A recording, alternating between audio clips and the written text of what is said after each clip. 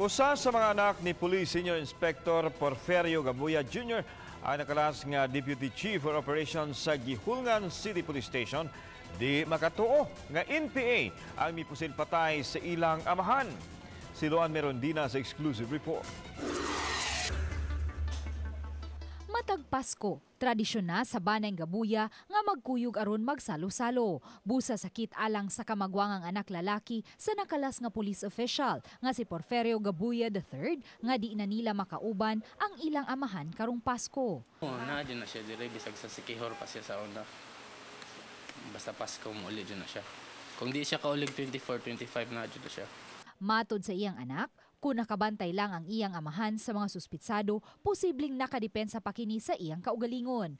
Si Police Senior Inspector Porferio Gabuya Jr. usa sa mga sakop sa SWAT kaniadto sa Cebu City Police Office o giilang usa sa mga sharpshooter. Pinaagi sa lateral entry, nahimo kining opisyal sa kapulisan ug nagsilbing hepe sa Larena Police Station sa Siquijor ug Parian Police Station. Niadtong Oktubre lang kini na destino sa Gihulngan Police Station isip Deputy Chief for Operations.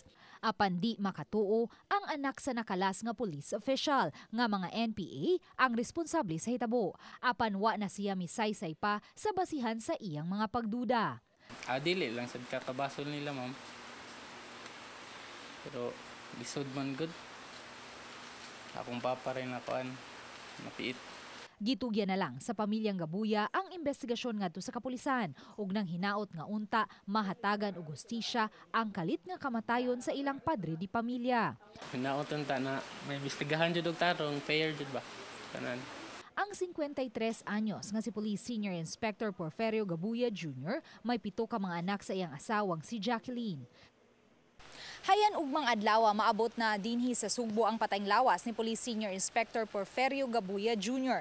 Hinuon sabutan pa sa pamilya kung asa ipahimutang ang haya niini sa panimay ba niya dinhi sa dakbayan sa Talisay o baka sa usa ka punerarya sa dakbayan sa Sugbo. Luan Merondina, Balitang Bisda.